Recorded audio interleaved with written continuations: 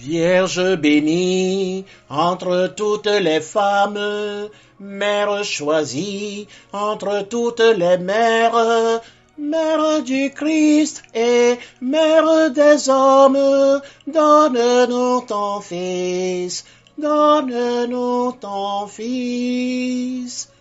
Mes chers amis, dans notre marche dans la foi, il est important de revenir sur certaines vérités dogmatiques qui parfois nous déstabilisent pour mieux nous redresser dans la foi. L'Évangile selon saint Luc, chapitre 1, du verset 26 au verset 38, présente l'envoi de l'ange Gabriel annoncer la naissance du Fils de Dieu à la Vierge Marie accordée en mariage à Joseph. Cette annonciation inaugure le mystère de l'incarnation du Verbe de Dieu dans notre chair. L'ange Gabriel a été envoyé dans une ville de Galilée appelée Nazareth. Il dit à Marie, « Je te salue, comblée de grâce, le Seigneur est avec toi. » Marie a été bouleversée par une telle salutation.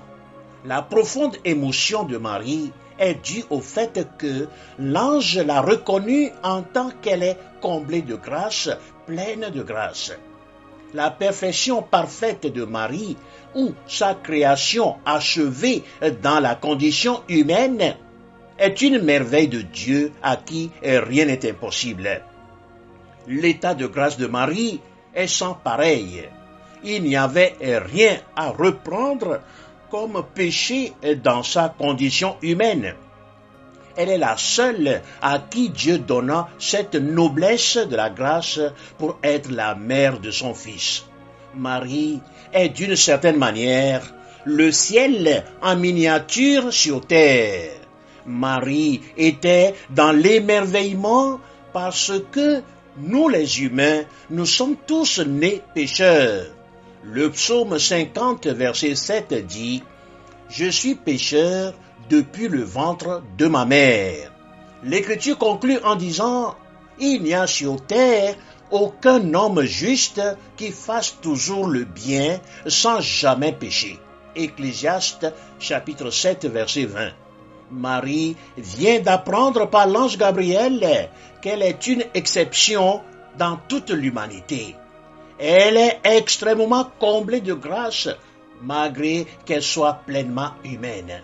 Mes chers amis, le dogme de l'Immaculée Conception de Marie n'est pas une invention de l'Église. Cette définition de la foi trouve sa raison d'être dans les Saintes Écritures. Marie, en tant que la comblée de grâce, la pleine de grâce, signifie qu'elle a été conçue sans péché depuis le premier instant de sa conception. Personne au monde ne possède cette plénitude de grâce dans sa nature créée. Marie a été ainsi formée grâce à la présence permanente de Dieu dans sa vie. L'ange lui dit, « Marie, le Seigneur est avec toi. Tu as trouvé grâce auprès de Dieu. Tu as la faveur de Dieu. Voici que tu vas concevoir et enfanter un fils. Tu lui donneras le nom de Jésus. » Mes chers amis, aucune créature humaine n'a été et ne sera élevée comme elle au sommet de la gloire de la nature humaine. Pourquoi ? Parce qu'il n'aura plus une autre incarnation pour que Dieu s'engage à préparer un autre tabernacle vivant pour son Fils. Le Verbe de Dieu s'est incarné dans la nature humaine une fois pour toujours. Marie pouvait donner une réponse à l'ange sans se poser de questions, puisque l'ange est un envoyé de Dieu. Elle était encore dans le questionnement à cause de la consécration de sa virginité à Dieu. Elle dit à l'ange, « Comment cela va-t-il se faire puisque je ne connais pas d'homme ?» Mes chers amis, il est intéressant de ne pas reprendre ce que nous avons donné à Dieu comme si Dieu le fait ainsi. Ce qui est donné à Dieu et au prochain doit demeurer donné pour la gloire de Dieu et pour notre propre crédibilité. Ici se vérifie l'importance du respect à la parole donnée. Marie prononça son fiat quand elle a été sûre de conserver l'intégrité du don de sa personne à Dieu. Une vierge consacrée affirme à la suite de la Vierge Marie: « Je ne connais pas d'homme ». Le présent de ce verset n'est pas un présent de l'aujourd'hui, mais un présent éternel.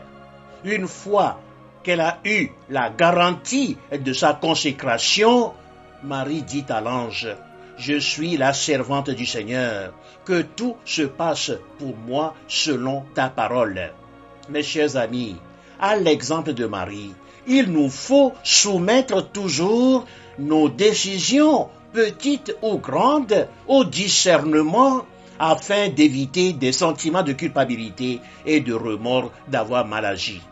La Vierge enceinte dans le livre d'Isaïe chapitre 7 du verset 10 au verset 14 préfigure Marie qui, de son immaculée conception, est devenue mère de Dieu par la conception virginale du Verbe de Dieu. Mes chers amis, Dieu nous a voulu un corps, non pas pour des jouissances charnelles, mais pour une offrande vivante à la gloire de son nom et le salut de toute l'humanité pour les siècles des siècles. Amen.